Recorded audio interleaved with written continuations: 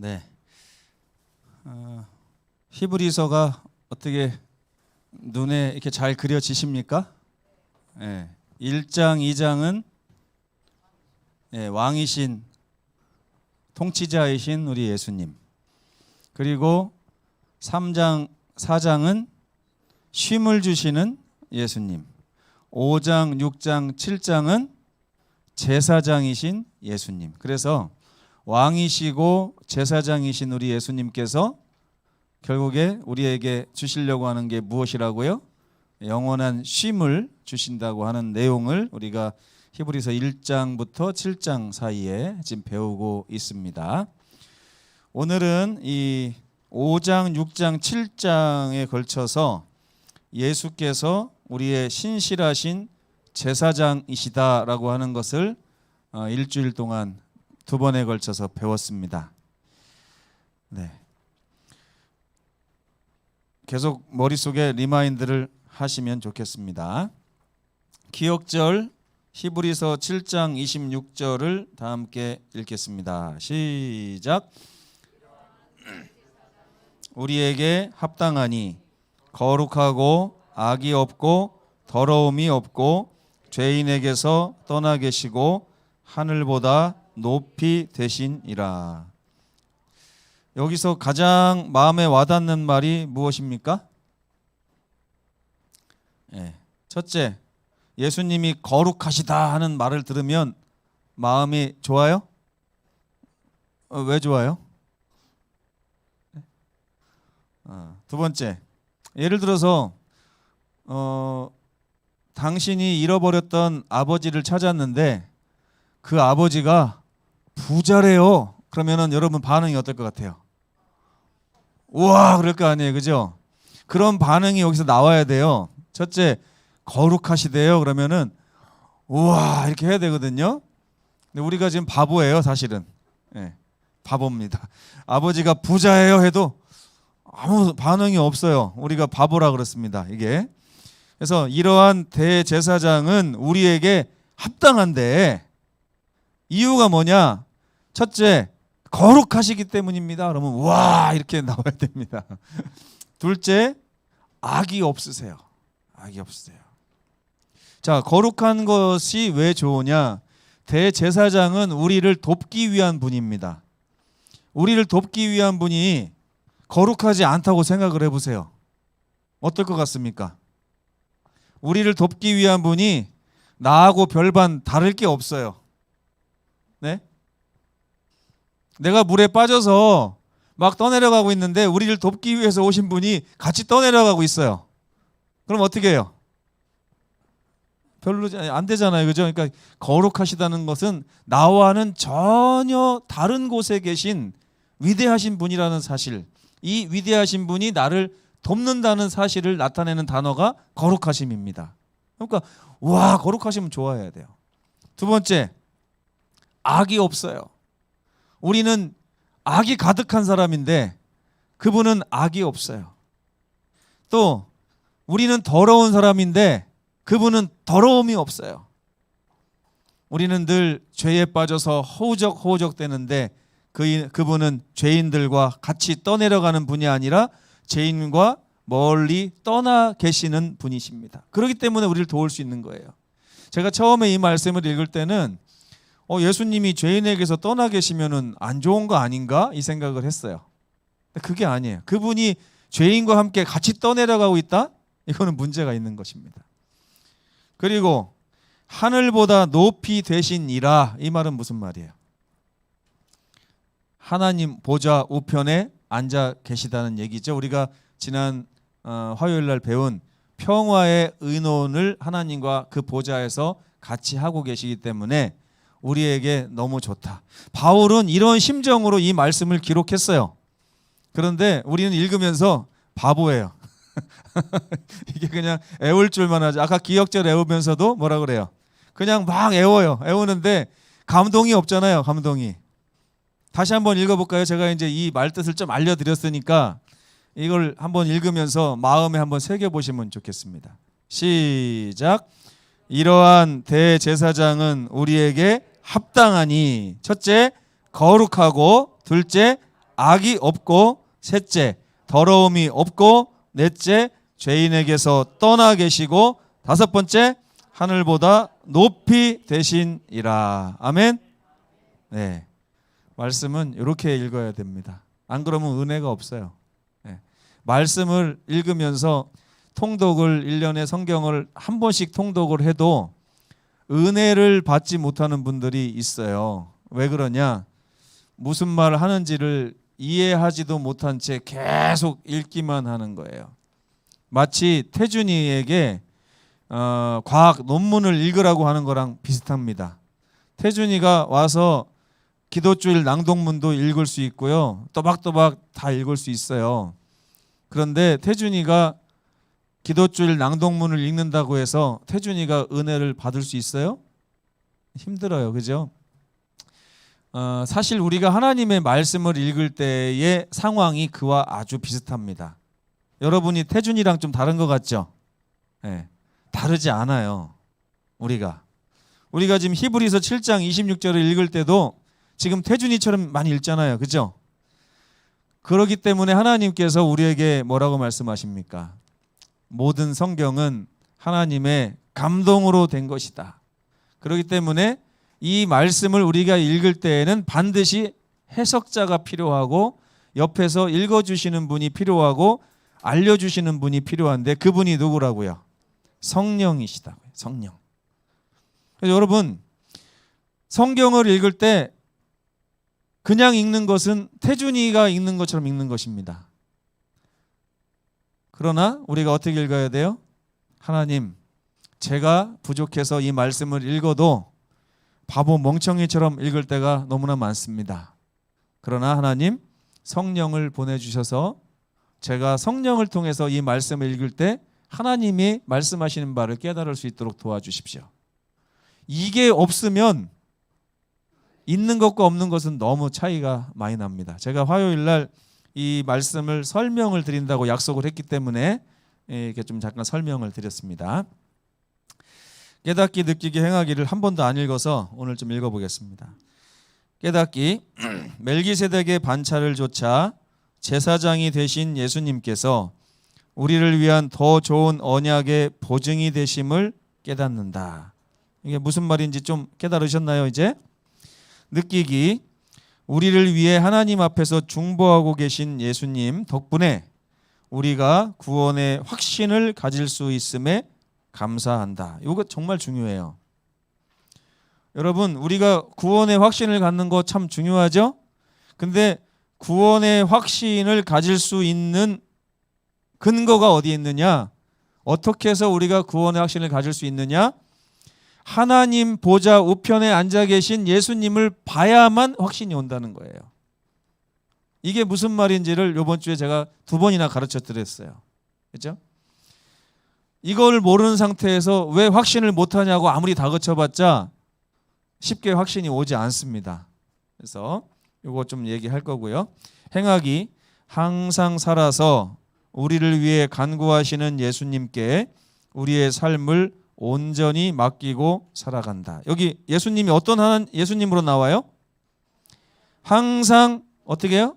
살아서 우리를 위해 간구하시는 예수님.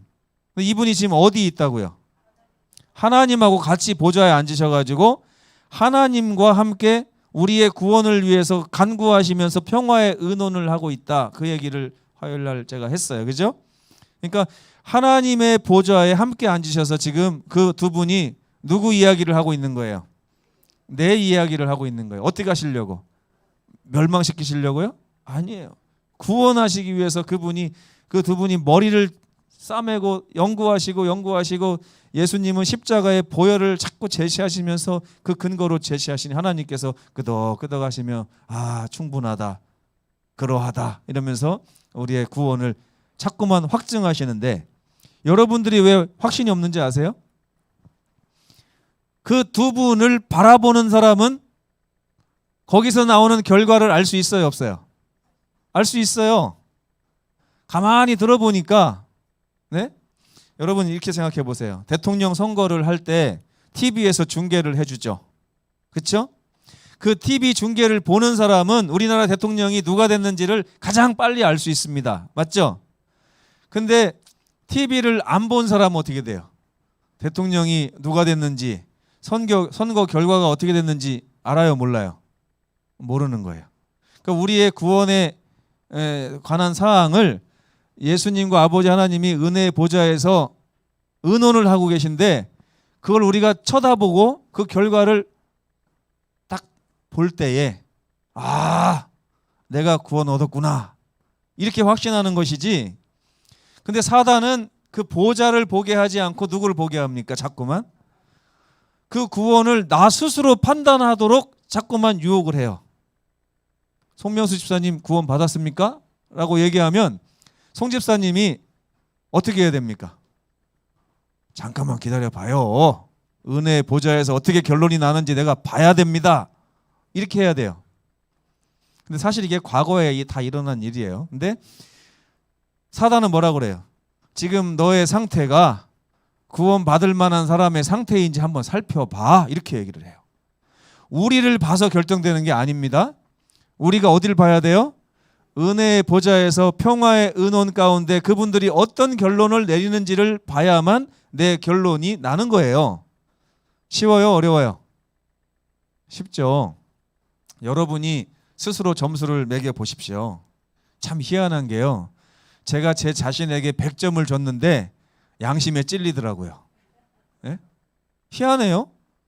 아무리 못된 죄인들도 뭐가 살아있냐면 양심이 살아있어요. 양심이. 그래, 그 양심이 누가 주는 말씀일까요? 성령이 주시는 말. 성령은 우리의 구원에 대해서 우리가 스스로 자신에게 물어볼 때 너 100점이라고 스스로 선고할 수 있니? 라고 말씀하시는 분이 성령이에요. 근데 만약에 우리가 하늘을 바라보고 보호자를 바라보면서 그 난 결론을 보고서 내가 진짜 구원 받았나? 저게 정말 사실일까? 그러면 성령께서는 우리에게 뭐라고 말씀하십니까? 그게 사실이야 라고 확신을 주십니다. 그래서 우리 마음속에 구원을 알려주시는 분이 누구냐면 성령님이세요. 성령이 우리가 하늘에 적합한 백성이 됐음을 선포하시는 분이 성령입니다. 우리 마음속에서. 근데 우리가 보좌를 볼 때는 긍정적인 대답을 하시고 내 자신을 볼 때는 부정적인 대답을 하시는 거예요. 그게 바로 양심의 소리고 성령의 음성입니다. 이거 원래 사실 좀 이렇게 돈을 받고 말씀드려야 되는 말씀인데 이렇게 무료로 말씀을 드렸습니다. 제가 이걸 이번에 이제 묵상하면서 너무 마음의 은혜를 많이 받았어요. 내가 그동안 구원의 확신이 부족했던 이유가 있구나. 구원의 확신이 부족했던 이유. 내 자신에게서 사단의 음성 가운데서 구원의 확신을 찾아내려고 하니까 안 되는 거예요. 은혜도 없고 감사도 없고. 근데 히브리서의 바울은 뭐라고 그래요? 우리의 대제사장이신 우리 예수께서 하나님 보좌 우편에서 그분과 우리의 구원을 놓고 지금 얘기하고 계신다. 믿음의 주요 또 온전케 하시는 이인 예수를 바라보라. 거기서 나는 결론을 내가 믿으려고 할 때 성령께서 오셔서 맞아라고 우리에게 확증하신다. 이런 기별을 히브리서가 주고 있는 것입니다. 다 했네요. 자, 복습하는 시간을 갖겠습니다. 시간이 얼마 없는데 화요일 날에는 평화의 의논에 대해서 배웠어요.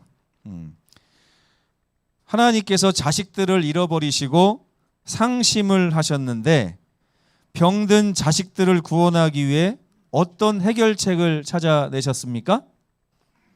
중보자를 세우시는 것이었어요.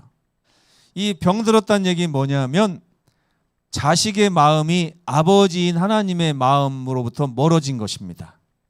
왜? 하나님은 무화적 사랑을 말씀하시는 분이신데 그 하나님의 사랑을 불신하는 사람들은 이제 조건적 사랑을 믿게 됐습니다. 마음속으로부터.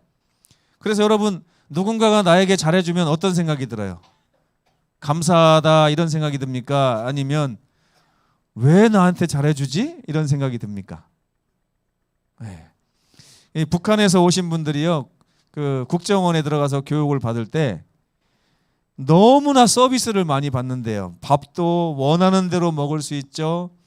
옷도 전부 다 새 옷으로 북한에서 한 달, 두 달 월급을 다 모아서 살 수 있는 팬티나 이런 것들을 다 무료로 다 제공하는데 처음에는 감사가 안 나오더랍니다. 왜 안 나왔냐면 왜 우리에게 이렇게 잘해주지? 나중에 이렇게 잘 해준 다음에 잡아먹으려고 그러나? 막 이렇게 생각을 해가지고 못 믿었다는 거예요.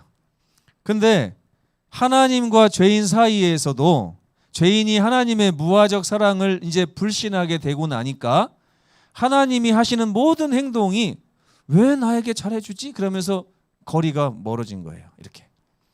그래서 그 거리의 간격을 좁히기 위해서 예수님께서 오신 것이고, 예수님은 아들을 잃어버린 하나님을 돕는 분, 또 아버지를 잃어버린 자녀를 돕는 분으로 우리 사이에 중보자로 서 계시다는 얘기를 이렇게 했습니다. 중보자의 자격은 두 가지가 있어요. 첫째는 양쪽 모두를 다 알아야 돼요. 맞죠? 근데 예수님은 원래 인간이십니까? 하나님이십니까? 하나님이시죠. 그래가지고 부부싸움을 했는데, 제가 예를 들었잖아요. 박종수 장로님과 송명수 집사님이 부부싸움을 했는데 중보자로 윤복희 집사님이 간다. 그러면 누구 편을 들기가 쉬워요? 네, 송명수 집사 입장에 서서 집사님이 맞아요, 장로님은 틀려요, 이렇게 할 수가 있어요. 그죠?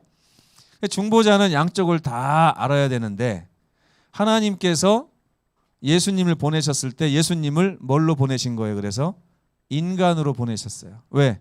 인간의 삶을 체험해보고 인간을 이해하게 하고 인간의 입장에 서서 하나님을 바라볼 수 있도록 돕기 위해서 예수님을 인간으로 보내신 것입니다. 이게 첫 번째 이유고요. 자격이고, 두 번째, 만약에 사람들이 예수님이 하나님이시면서 중보자가 되신다고 하면 우리가 하나님 좀 그거는 반칙 아닙니까? 이렇게 할 수 있어요. 왜? 예수님이 누구 편을 들 게 확실하니까. 하나님 입장에서 우리를 바라볼 게 확실하니까. 두 번째는 그분은 우리의 죄의 운명으로부터 우리를 건져주시기 위해서 목숨값을 내어놓으셔야 됐어요. 그죠? 목숨값을 내어놓기 위해서는 그분이 우리와 같은 사람이 되면 안 됩니다. 그렇죠? 우리는 죄인이잖아요. 그래서 그분의 생애가 죄가 없는 흠없는 삶을 유지하셔야만 희생 제물로서의 가치가 있는 거예요. 그렇죠? 죄인이 죄인을 위해서 속죄할 수가 없는 것이죠. 그래서 우리 주님은 이 세상에서 흠없는 생애를 사신 후에 흠없는 제물로 십자가에 달려 돌아가셨기 때문에 그 예수님의 피가 우리에게 유효하게 된 것입니다. 그래서 지금 예수님은 승천하셔서 어디에 가 계신다고요? 우리의 대표자이신 중보자가 되시고 하나님의 중보자가 되셔서 우리와 하나님 사이를 이제 화해시키고 화목시키시는 일을 하시는데, 어디서 하신다고요? 하나님의 보좌 우편에서 하신다고요. 근데 그 두 분의 마음이 일치한다고요? 반대된다고요? 일치하시는 거예요. 만약에 하나님은 팔짱 끼고 이렇게 하고 있는데 예수님 옆에서 주여 좀 봐주십시오, 이렇게 중보자의 역할을 한다? 이거는 아니에요. 근데 그 중보자를 세우신 분이 누구라고 성경은 얘기합니까? 하나님이 우리를 구원하고 싶으신 마음이 너무나 굴뚝 같아서 예수님으로 하여금 희생 제물이 되게 하셨고 중보자가 되게 하셨잖아요. 그 예수님을 하나님 보좌 우편에 갖다 앉혀 놓으셨으니 그 두 분의 생각이 지금 달라요, 같아요? 어떻게 같아요? 누구든지 저를 믿는 자는 반드시 구원하겠다고 하는 강한 열망을 두 분이 가지고 계신 것입니다. 그래서 그 두 분이 보좌에서 우리를 구원하시기 위한 조건들을 얘기하시면서 이 사람이 왜 구원받을 수밖에 없는가를 상의하시는 것, 이것을 평화의 의논이라고 스가랴 6장 13절에는 기록하고 있는 것입니다. 어제 온전한 제사장 이야기를 했어요. 출애굽한 이스라엘 백성들에게 하나님께서 성소와 제사 제도를 허락하셨는데 그 핵심이 뭐냐면 성소에는 뭐와 뭐가 있어야 돼요? 희생 제물이 있어야 되고 희생 제물의 피를 가지고 봉사하는 제사장이 있어야 되는데 이 두 가지 역할을 다 누가 하십니까? 예수께서 하늘 성소에서 지금 하신다는 것입니다. 근데 구약 시대에는 이 제사장이 여러모로 인간 제사장이었기 때문에 불완전했어요. 왜 불완전했냐? 제사장은 하나님과 사람 사이에 중보를 하고 보증을 하고 나의 피가 이 사람에게 유효하다는 것을 계속 보증을 해줘야 돼요. 보증이 뭔지 아시죠, 여러분? 송명수 집사님이 돈이 많은데 제가 빚진 거를 갚아주기 위해서 보증을 쓰셨다는 거예요. 제가 못 갚으면 송명수 집사님이 갚아주겠다고 하는 보증. 근데 제가 빚도 갚기 전에 송 집사님이 갑자기 돌아가시면 그 보증이 유효합니까? 사라졌어요. 저는 또 누굴 구해야 돼요? 또 다른 보증인을 구하기 위해서 바로 법원에서 날라옵니다. 당신의 보증인이 이제 없어졌으니 당신은 이 빚을 당신이 갚아야 된다. 이렇게 할 거 아닙니까? 그래서 우리 예수님은 인간 제사장들의 한계를 벗어나신 분이에요. 인간 제사장은 자꾸만 죽기 때문에 영원하지 않기 때문에 이 직분은 불완전합니다. 그리고 자기도 죄인이에요. 그러다 보니까 자기를 위한 제사를 먼저 드려야 되는 단 취약점을 가지고 있습니다. 세 번째는 그 제사장이 사용하는 피 자체가 짝퉁이에요. 짝퉁 아시죠? 진짜 인정받는 보혈을 가지고 사용하는 게 아니라 그것을 상징하는 짝퉁 피를 사용합니다. 동물의 피. 이 피는 동물을 구원하기 위해서는 사용할 수 있을 것 같아요. 그러나 사람을 구원하기 위한 피로서는 부적합하죠. 그렇기 때문에 구약시대의 제사는 현재 하늘 성소에서 일어나는 진짜 제사의 표상이 될 수밖에 없는 것입니다. 그림자가 될 수밖에 없는 거예요. 그래서 이 인간 제사장의 불완전함을 하나님께서 아시기 때문에 우리에게 참 장막에 부리는 자이신 예수 그리스도를 제사장으로 주신 것이죠. 그래서 시편에 보면 예수님은 멜기세덱의 반차를 따라 영원한 제사장으로 우리에게 보내심을 받았다라고 말씀이 있습니다. 멜기세덱이 일반 인간 제사장보다 우월한 이유, 그는 아브라함으로부터도 11조를 받았어요. 그리고 부모도 없고 족보도 없고 시작도 없고 끝도 없는 것이 그의 보증이 영원하다는 것을 나타내는 것입니다. 그리고 지극히 높으신 하나님의 제사장으로 세움을 받았죠. 그래서 이런 멜기세덱의 반차를 쫓은 예수님을 더 좋은 언약의 보증이신 제사장이라고 하는 것입니다. 그래서 히브리서 7장 22절에 보면 이와 같이 예수는 더 좋은 언약의 보증이 되셨다라고 강조하는데 이것이 이번 교과의 핵심이라고 할 수가 있겠습니다. 그분이 더 좋은 이유 세 가지가 히브리서 7장에 나오죠. 첫째, 죽지 않으시기 때문에 영원히 우리를 위해서 간구하실 수 있는 보증인이시다. 두 번째, 거룩하고 악이 없으시고 하늘보다 높으신 분이시기 때문에 우리를 얼마든지 도우실 수 있다. 세 번째, 죄가 없는 삶을 통해서 피를 들이셨기 때문에 그 유효한 피를 가지고 단번에 우리의 죄를 속죄하실 수 있으시다. 육신의 제사장이 줄 수 없는 완전함을 이 참 장막에 부리는 자이신 예수님은 온전히 드리실 수 있다는 것을 바울이 계속해서 얘기하고 있는 것입니다. 그래서 결론은 바울의 설교의 핵심이 이겁니다. 히브리서 4장 16절. 히브리서를 다 배우고 나서도 히브리서 4장 16절을 애우지 못한다면 바보 멍청입니다. 죄송합니다. 제가 이 얘기를 계속 하는데 여러분을 나쁘게 말하는 게 아니라 우리가 그렇다는 얘기예요. 저도 마찬가지고. 그래서 우리 히브리서의 핵심은 히브리서 4장 16절이에요. 함께 읽어보겠습니다. 시작. 그러므로 우리는 긍휼하심을 받고 때를 따라 돕는 은혜를 얻기 위하여 은혜의 보좌 앞에 담대히 나아갈 것이니라. 여기서 그냥 이렇게 끝나면 안 돼요. 은혜의 보좌 할 때 뭘 떠올려야 됩니까? 평화의 은혼을 떠올려야 돼요. 아버지 하나님과 함께 계신 예수님을 떠올려야 돼요. 그래야만 우리가 긍휼하심을 받고 때를 따라 돕는 은혜를 얻기 위해서 저 길로 가야 되는구나 하는 것을 느낄 수가 있습니다. 예. 바울의 음성을 듣고 결심하시면 좋겠습니다.